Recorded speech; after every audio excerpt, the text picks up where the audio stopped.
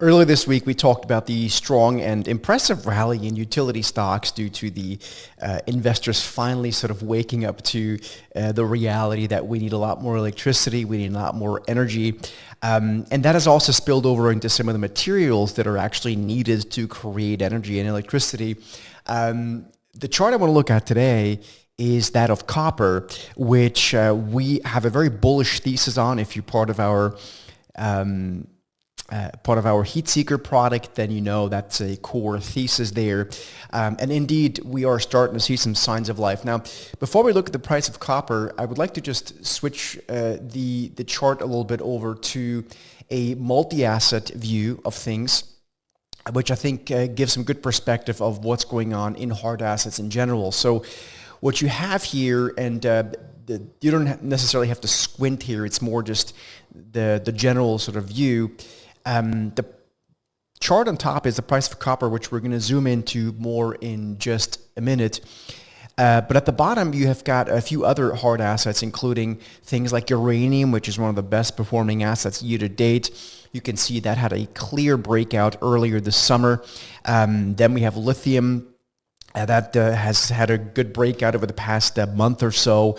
And then we even have something like palladium that is kind of looking like it wants to break out and doesn't look a whole lot different from something like copper. Now, this is not meant to be an all-inclusive list of hard assets, but they all have sort of a similar thematic, at least to a good extent, which is that they're needed in some way or shape or form in energy and electricity. So the question here in this video is copper about to go next? Now, in order to kind of address that question, we need to understand that copper essentially had this sort of, I'm going to call it an issue it had to deal with, which was basically around tariffs. And this is the,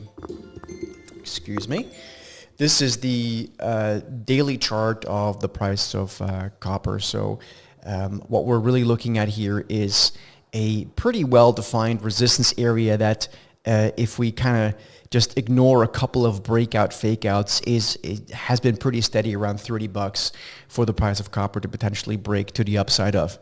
The issue that we had with copper year to date is that it had a pretty good start to the year, particularly as it started rallying in the summer, along with some of the other hard assets I showed you.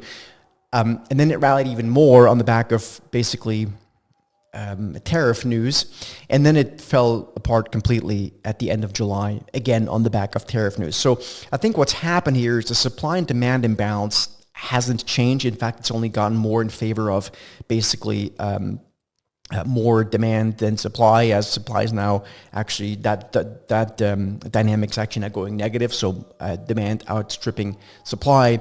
But we did have, I think, sort of from a price action perspective, people get scared a bit. People got, maybe some funds did really badly when we had that massive move. I mean, you look at this chart and you can see on I think it was the 30th of July, copper dropped like 19-20%, which was, I think, the largest ever drop it ever had, which was followed by one of the largest ever rallies it had earlier in the month. So that kind of has the effect of kind of scaring people a bit. But we think we're past that now, and we would expect that copper can have a cleaner move to the upside from here. If you're wondering what the asset is specifically we're referencing here, it's the CPER ETF. CPER ETF is which tracks the price of copper. So hopefully that helps a little bit in what's going on there. Until next video, trade them well. If this video helped you, please make sure you subscribe to the channel, you give us a thumbs up like, and if you want to see this approach in action, you will want to join us in our Set the Market morning call, which happens at 9 o'clock Eastern Time, Monday through Thursday. Make sure you join us for that in the link down below. Again, subscribe to the channel. I'll see you in the next video.